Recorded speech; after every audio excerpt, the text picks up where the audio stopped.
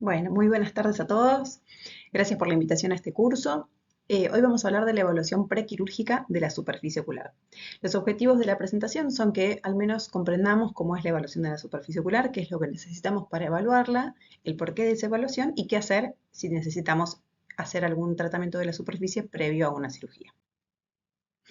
Entonces, ¿por qué vamos a evaluar la superficie ocular? Bueno, básicamente para evitar infecciones postoperatorias, para poder detectar cuáles son las alteraciones de la superficie ocular que no están o que no sabemos, donde nosotros conocemos que hay un 60% de los pacientes que atienden a nuestra consulta que son asintomáticos y que muchas veces presentan alteraciones de la superficie ocular, o al menos no registran esos síntomas.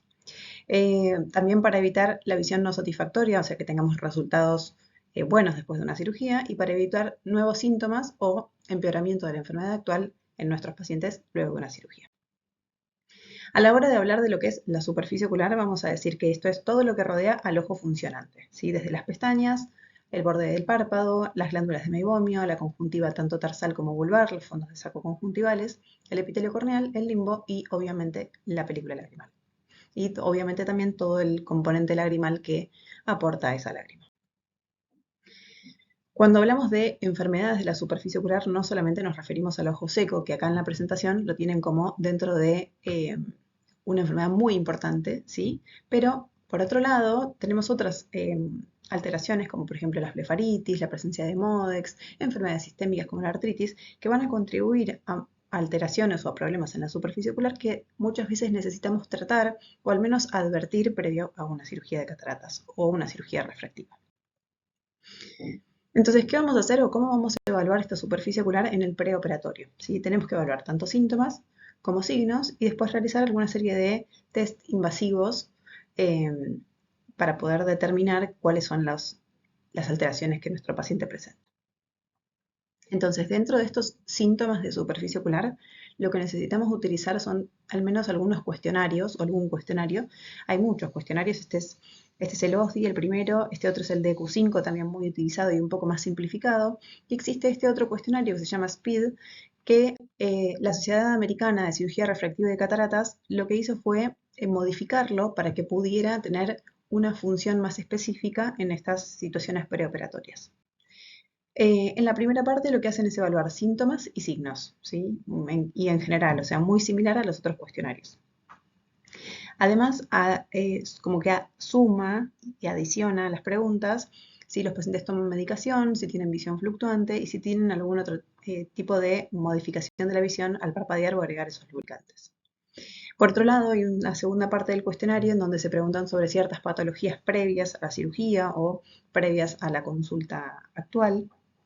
Fíjense la presencia de blefaritis, la presencia de orzuelos, si tiene alguna serie de síntomas previos, si el paciente es usuario o no de lentes de contacto, si le pican los ojos o no. Y en última instancia, y en esta parte, lo que hacen es preguntarle al paciente cómo se autopercibe él en cuanto a su personalidad, si es una persona relativamente tranquila o si es una especie de perfeccionista. Y esto es para seleccionar muchas veces el tipo de lente intraocular que podemos llegar a colocar. En cuanto al historial del paciente, necesitamos corroborar la edad del paciente, el sexo, si presenta enfermedades sistémicas, si tiene cirugías previas el paciente a nivel ocular, cirugías de párpados, cirugías de vía lagrimal, cirugías de orzuelos, qué tipo de medicamentos toma el paciente. Y fíjense que la serie de medicamentos que toman los pacientes son bastante importantes, ¿sí?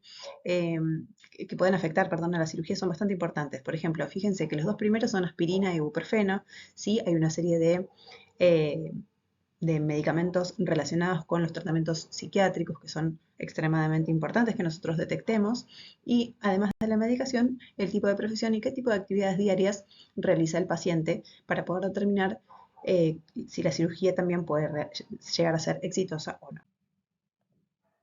Bueno, fíjense en este caso que también lo que tenemos que hacer es empezar a mirar, ¿sí?, al paciente. O sea, al principio vamos a mirar y lo que vamos a evaluar es el parpadeo del paciente. Fíjense que este parpadeo es constante, los ojos se cierran de manera completa, pero tenemos pacientes que no terminan de generar un parpadeo completo y eso debemos detectarlo previo a una cirugía.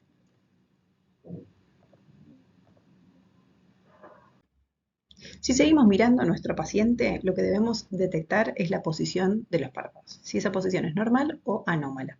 Fíjense en este caso la posición palpebral es una posición alterada, tenemos un ectropion y en este caso tenemos un entropion, ¿sí? Esto también va a generar problemas si nosotros operamos al paciente y no detectamos esta alteración previa a una cirugía. Podemos tener ciertas complicaciones. En este caso tenemos una retracción de ambos párpados con una proptosis, que es característica del paciente hipertiroideo, y en este caso una alteración del cierre palpebral secundaria a una parálisis facial. Si seguimos observando al paciente de mayor a menor, vamos a ir viendo la parte de los párpados. En este caso tenemos una blefaritis anterior bastante marcada. En este caso tenemos orzuelo, ¿sí? Un orzuelo interno que también debemos tratar previo a una cirugía. En este caso se ven y se evidencian las telangiectasias características de las rosáceas oculares en principio o de los adultos mayores que también presentan. Por otro lado, acá tenemos una meibomitis o disfunción de glándulas de meibomio con esa espuma característica. En esta otra fotografía se observa una alteración bastante clara de la arquitectura de esas glándulas, con una alteración del margen palpebral importante, y en este caso la presencia de un puntum plug que se encuentra calcificado. Entrando un poquito más en la superficie ocular, vamos a evaluar la altura del menisco lagrimal. Esta es la técnica que hoy por hoy reemplaza en muchas oportunidades a la medición de Schirmer. ¿Sí? Fíjense que en esta fotografía es lo que nosotros observamos en un paciente en la lámpara hendidura y podemos detectar esta altura del menisco lagrimal. Esto se puede medir con la lámpara hendidura. En este caso tenemos una fotografía que también nos puede permitir medir la altura del menisco lagrimal. Fíjense que con el OCT no solamente podemos medir la altura del menisco lagrimal inferior, sino también la altura del menisco lagrimal superior. Y esta fotografía corresponden al test de Hydra y al test, al Keratograph, que son dos equipos que lo que hacen es evaluar la superficie ocular de manera más compleja con una serie de fotografías y videos y nos proporcionan una idea con estudios de no contacto de cómo se encuentra nuestro paciente. En este caso son las fotografías que están relacionadas a la medición de la altura del menisco lagrimal. En este caso vamos a evaluar el espacio interpalpebral. Fíjense que en este caso tenemos en la primera imagen un pterigion, podemos evaluar si hay pterigion, pinguéculas, en este caso déficit de células limbares que genera esta conjuntivalización de la superficie, la presencia de conjuntivochalasis, que son bastante molestas y que tenemos que tratar previo a una cirugía, la presencia de concreciones cálcicas y algún tipo de alteración conjuntival, ya sea la presencia de papilas o folículos, que también requiera algún tipo de tratamientos. En este caso, lo que vemos es la alteración de la conjuntiva del fondo de saco, ¿sí? En este caso hay como un acortamiento de fondos de saco, un redondeamiento tal vez del margen palpebral también. Acá se ven esas cicatrices bastante claras de lo que es el pemfigoide. Acá tenemos no solamente la cicatrización y fibrosis del fondo de saco, sino también la alteración a nivel corneal, ¿sí? Fíjense la vascularización, y en este caso la queratinización de la conjuntiva palpebral, ¿sí? Que también es anormal. O sea, todo esto debemos evaluarlo, mirarlo para poder detectarlo. Seguimos mirando y avanzamos hacia la córnea. Fíjense que en este caso vamos a tener una alteración a nivel del limbo corneal o de la periferia corneal con un afinamiento extremadamente severo. Acá tenemos la vascularización a nivel de la córnea también periférica y esta conjuntivalización con queratinización también. Fíjense cómo ese brillo corneal está alterado y nos va a hablar de una alteración severa de la superficie ocular. Incluso podemos llegar a tener otro tipo de alteraciones, ¿sí? En este caso, acá les muestro, podemos tener alteraciones tipo cicatrices. Fíjense que esto es una cicatriz más periférica, pero esto es una cicatriz central.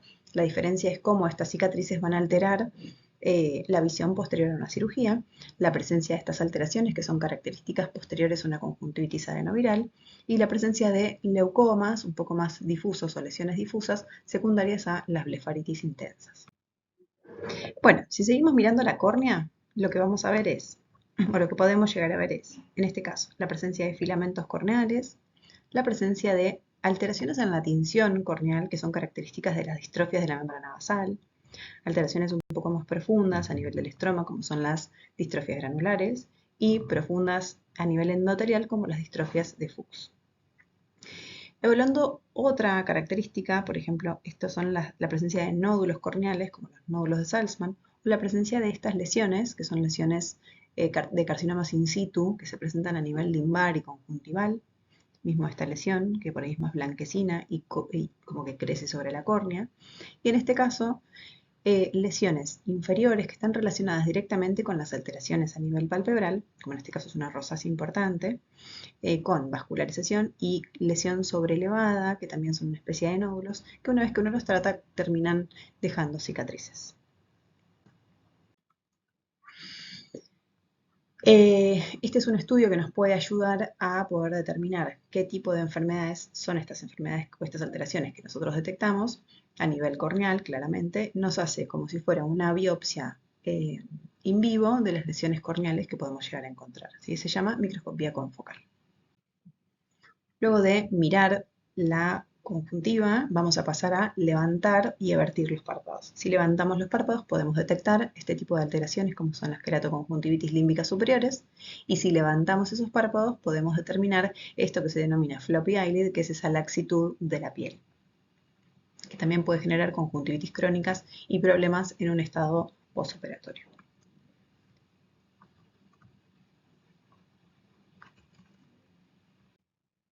Una vez que levantamos esos párpados, vamos a proceder a evertirlos, ¿sí? Al evertir los párpados podemos determinar que haya conjuntivas normales, que tengamos conjuntivas relativamente hiperémicas, como en este caso, conjuntivas con alteraciones tipo papilas, y fíjense estas macropapilas, ¿sí? Características de la queratoconjuntivitis vernal.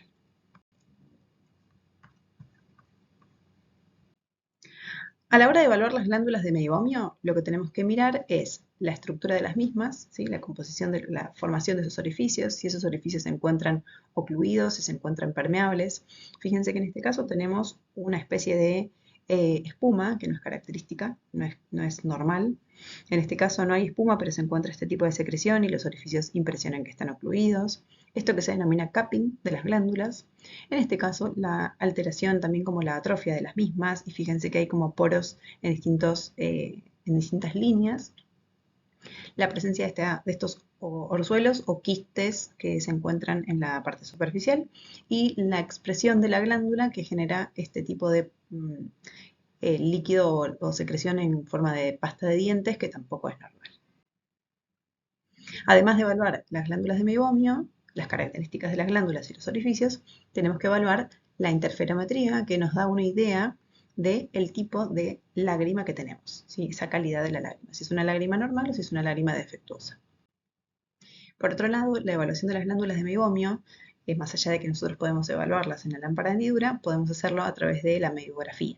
La meibografía previamente se hacía con este tipo de dispositivos, incorporándolos por detrás de los párpados cuando nos vertíamos, y hoy por hoy contamos con técnicas que nos hacen con luz infrarroja una imagen y dispositivos que nos logran como remarcar las glándulas para que nosotros podamos mostrarle al paciente qué es lo que tiene alterado. Por otro lado, tenemos los estudios invasivos, ¿sí? Invasivos relativamente, porque, bueno, evaluar el tiempo de ruptura lagrimal, la verdad que no es invasivo, pero tenemos un tiempo de ruptura lagrimal que se considera no invasivo. Por otro lado, la tinción de la superficie, el test de Schirmer tipo 1, la sensibilidad corneal, el plombaje y otros tipos de test. El tiempo de ruptura lagrimal se evalúa colocando fluoresceína, ya sea en gotas o con las tiritas de Schirmer, y se le pide al paciente que parpadee y vamos a evaluar y contabilizar cuántos segundos tarda en romperse esa lágrima. ¿Sí? Con romperse la lágrima consideramos este tipo de imágenes donde la lágrima deja de ser una película uniforme y pasa a ser una película como con manchas más oscuras, y eso significa que se rompe esa lágrima. El test de ruptura lagrimal, el tiempo de ruptura lagrimal no invasivo, podemos también realizarlo con estos dispositivos, como les dije, el Hydra y el Keratograph, y hay otros tantos, que lo que hacen es tomar una imagen o un video, y lo que hacen es evaluar en ese video cuántos segundos tarda en romperse la película lagrimal. Si se sabe que este tipo de dispositivos logran captar esta ruptura lagrimal relativamente antes que nuestro ojo, o sea, nuestra percepción humana, entonces muchas veces nos da un valor diferente al que nosotros podemos detectar. En cuanto a las tinciones de la superficie ocular, fíjense, tenemos las tiritas de fluoresceína o la fluoresceína sódica en gotas, que bueno, puse esta marca porque es una de las marcas comerciales, no tengo ningún interés comercial. Y una vez que nosotros aplicamos la fluoresceína en la superficie, podemos determinar que haya queratitis, y fíjense que estas queratitis inferiores muchas veces son por alteraciones en la oclusión, defectos como úlceras, fíjense en este caso, lesiones en parche, ¿sí? Como los defectos que se encuentran en las pacientes que tienen artritis reumatoidea, alteraciones papilares, en este caso la conjuntivitis papilar gigante por lentes de contacto, otro tipo de defectos como estas bullas, ¿sí? Y en este caso alteraciones de la tinción por cirugías previas. Bueno, además de la fluoresceína, contamos con dos tipos de tinciones. La fluoresceína lo que hace es teñir espacios intercelulares. Estos otros dos tinciones, que son el verde de lisamina y el rosa de bengala, lo que hacen es teñir células desvitalizadas.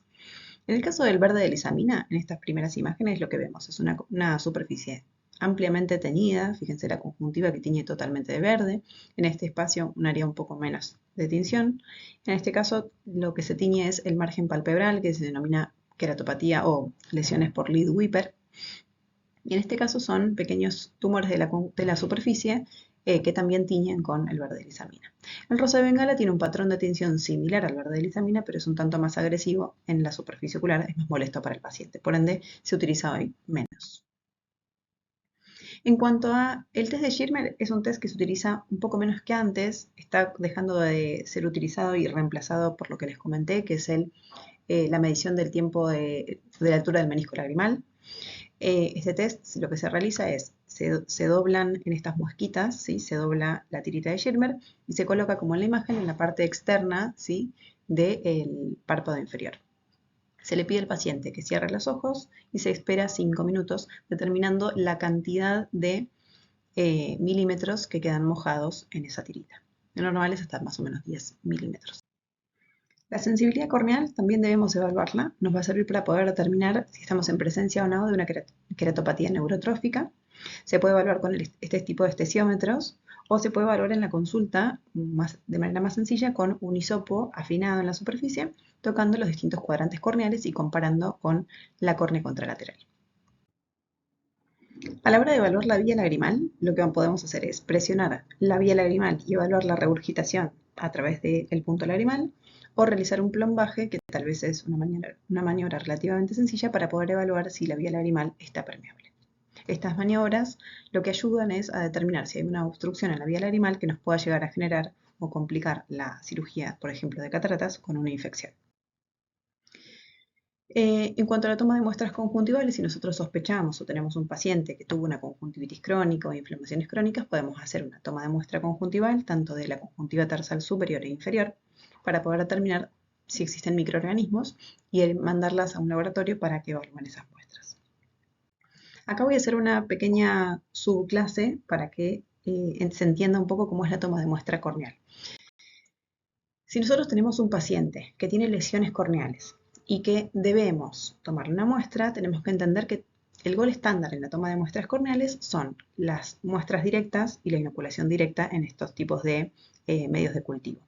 Debemos hacer dos cosas. Por un lado, la siembra directa, en los medios de cultivo y la colocación de muestras en estos tipos de slides que los vamos a mandar a evaluar con distintas tinciones para poder detectar bacterias u hongos. ¿Cuándo vamos a determinar o a realizar un cultivo corneal? Cuando tengamos lesiones en el centro de la córnea, cuando tengamos lesiones que sean profundas a nivel del estroma corneal, que sean lesiones mayores a 2 milímetros y que sean lesiones sugestivas de infecciones por patógenos no habituales o que el paciente haya estado en una situación, por ejemplo, en un traumatismo con un vegetal, que nos hagan sospechar que podemos tener infecciones por patógenos no habituales o patógenos complejos. Hay distintos elementos que nosotros podemos utilizar para poder tomar esas muestras. Por un lado, esta es la espátula de Kimura, que está en todos los libros y por ahí no es accesible a todos los profesionales. Estas hojitas número 15 de bisturí asociadas a su mango son bastante cómodas para tomar las muestras e incluso hisopos que nos pueden servir para tomar las muestras. ¿Sí? Esto es para toma de muestra. ¿Qué vamos a hacer una vez que tomamos esas muestras?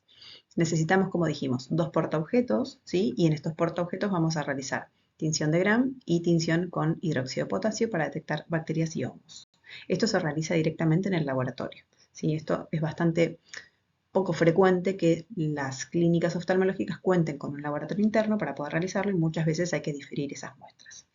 Y en segunda instancia, los medios de cultivo, que fíjense, acá tengo la suerte de tener en el hospital el laboratorio que me provee de estos medios de cultivo, entonces yo puedo sacar las muestras y sembrar directamente para poder obtener los resultados eh, con relativa confianza, ¿no? ¿Cuáles son los medios de cultivo que vamos a utilizar? Bueno, hay varios medios de cultivo y no por eso vamos a tener que hacer todos esos medios de cultivo. En principal, agar sangre, agar chocolate y agar saburo son los tres que deberíamos hacer como para poder obtener un cultivo para bacterias, para Neisseria gonorrea y para hongos, ¿sí? Después hay otros tipos de cultivos que son importantes, como el agar sin nutriente, que está enriquecido con Escherichia coli, este es para cantamueva, y el tioglicolato también para bacterias anaeróbicas. Después hay otro tipo de tubitos que son específicos para virus, a través de los cuales se van a realizar las PCR. Sí es importante destacar que existen distintos medios de transporte. ¿Y qué son los medios de transporte? Son estos tubitos que vienen con un medio que no es un medio para cultivar, sino que es un medio para transportar los microorganismos. Entonces nosotros con este hisopo tomamos la muestra, la incorporamos dentro del tubo y en un transcurso de 24 horas este tubo debería llegar al laboratorio para poder ser sembrado en los cultivos que dijimos y colocado en los portaobjetos para poder evaluar si se encuentran o no bacterias, hongos o parásitos en nuestras muestras. Sí, hay distintos estudios que hablan a favor y en contra, o sea, son como distintas opiniones y medio contradictorias. Algunos dicen que realmente sirve y otros hablan de que no sirve enviar una muestra corneal en este tipo de medios. Volviendo a la presentación entonces, y terminando un poco con esto que es la toma de muestra corneal, seguimos con el análisis de la lágrima. O sea, más allá de las muestras conjuntivales, podemos evaluar la lágrima de nuestro paciente. En el análisis de la lágrima podemos evaluar el pH, la presencia de lisozima y lactoferrina, que son proteínas que se encuentran a nivel de la lágrima, la presencia de inmunoglobulinas, tanto A como E, y la determinación de células específicas como son los eosinófilos en el caso de que nuestro paciente sospechemos alergia. Por otro lado, hay distintos equipos que pueden evaluar. En este caso, la osmolaridad, el TierLab es un equipo, son equipos bastante caros, pero que bueno, acercando simplemente el equipo a la superficie del paciente podemos determinar la osmolaridad de nuestro paciente.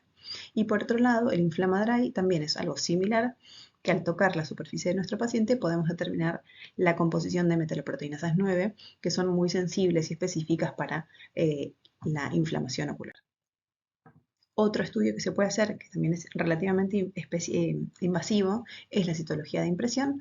Lo que hacemos es tocar la superficie ocular. Fíjense que podemos tocar, esto sería como la pupila, podemos tocarla a nivel corneal, podemos tocar la superficie a nivel conjuntival y estas muestras enviarlas al laboratorio para que un histopatólogo analice las muestras y nos determine qué lesiones tiene o qué características tienen esos tejidos. Para terminar un poco con la evaluación de la superficie, acá lo que tenemos es la presencia de dos equipos que lo que hacen es, a través de imágenes o videos, analizar la superficie de manera no invasiva. Es un poco lo que les había comentado. Este es el Keratograph y este es el Hydra, que son dos equipos relativamente similares, ¿sí? Lo que hacen, como les digo, es sacan fotos o sacan videos y nos pueden hablar de el parpadeo, nos pueden hablar del tiempo de ruptura lagrimal, nos muestran las imágenes de esa lágrima, de la composición de la lágrima, nos pueden mostrar las características de las glándulas de meiomio, y esto es un poco a lo que está tendiendo la evaluación de la superficie ocular hoy en día. O sea, este tipo de estudios es bastante necesario en esos pacientes que son premium, ¿sí? Como para poder determinar algunas cositas en la superficie ocular que tal vez nosotros en la lámpara de hendidura no podemos determinar, como por ejemplo estas imágenes de las glándulas de meiomio o por ahí mucho más sencillo a la altura de esos meniscos lagrimales. Entonces, ¿qué vamos a hacer con toda esta información? Con toda esta información lo que vamos a ver es si tenemos presencia de síntomas, si tenemos presencia de signos y si tenemos tinciones. Con esto podemos decir que si no tenemos síntomas, no tenemos signos y no tenemos tinción de la superficie, no estamos en presencia de una enfermedad de la superficie ocular. Así que podemos avanzar con nuestra cirugía. Si tenemos síntomas pero no tenemos ni signos ni tinción, bueno, tal vez estamos en presencia de una enfermedad de la superficie ocular relativamente incipiente o no visiblemente significativa, ¿sí? Por lo tanto, tal vez se puede hacer algún tipo de tratamiento y arrancar con la cirugía. Si tenemos si tenemos síntomas, tenemos algún signo y no tenemos tinciones, también es una enfermedad de la superficie ocular no visiblemente significativa, por ende, se podría empezar ese tratamiento y se puede avanzar también con la cirugía de cataratas. Y en este último caso, si tenemos síntomas, signos y tinciones, tenemos una enfermedad de la superficie ocular visiblemente significativa, por ende acá hay que hacer tratamiento sí o sí previo a la cirugía. Y en este caso, fíjense que no tenemos síntomas, o sea, el paciente no tiene sensación de molestias, pero sí tenemos signos y tinción. Estamos en presencia probablemente de una enfermedad visiblemente significativa que tiende a ser neurotrófica, por lo tanto, hay que seguir estudiando a nuestro paciente e iniciar tratamiento. Esto es un poco en resumen de lo que acabamos de decir. Avanzamos con la cirugía. Acá se indica, como dijimos, el tratamiento profiláctico y en este caso resolvemos la enfermedad de la superficie previo al tratamiento. ¿Por qué decimos que es importante evaluar la superficie? ¿Sí? Porque básicamente las complicaciones que podemos tener son bastante serias. No me refiero solamente a complicaciones en una cirugía de catarata, sino en una cirugía refractiva también. ¿Sí? En este caso, por ejemplo, es una paciente que tiene una alteración muy severa a nivel palpebral, que fue operada de cirugía refractiva y que después de la cirugía terminó haciendo nódulos en el limbo, o sea, en el borde del flap y termina con un ojo seco, molestias permanentes, un ojo seco bastante severo, esos nódulos que no se van y que requieren muchísimo tratamiento y que es de difícil manejo porque es un nódulo que está y que molesta demasiado, ¿sí? En este caso, la cirugía también tuvo alguna especie de problemas durante la realización, se filtraron una especie de células epiteliales por debajo del flap y se formaron estos islotes de células que lo que van a hacer es poner en riesgo la visión de nuestro paciente. Y en este caso, el no estudio de la superficie ocular generó que una distrofia corneal se manifestara en el posoperatorio de un LASIK. ¿Sí? Fíjense, esto es un látiche. Por otro lado, después de una cirugía de cataratas, ¿sí? Podemos tener una infección importante, fíjense en este caso la endoftalmitis, la presencia de hipopión, ¿sí? Y en este caso infecciones corneales si no se evalúa bien, por ejemplo, como charlamos, el tema del parpadeo, el tema del cierre ocular. Así que es muy importante que tengamos en cuenta esto, es muy importante que evaluemos esa superficie ocular, que si no sabemos qué hacer, bueno, derivemos a nuestro paciente, pero que sepamos que la evaluación de la superficie ocular es imprescindible para poder evitar este tipo de complicaciones. Entonces, en resumen, la evaluación de la superficie ocular es imprescindible previo a la cirugía de cataratas por todo lo que dijimos antes. Lo que vamos a hacer es prevenir errores de los cálculos, porque claramente si tenemos enfermedad de la superficie ocular y sacamos cálculos con esa superficie alterada, esos cálculos pueden ser erróneos.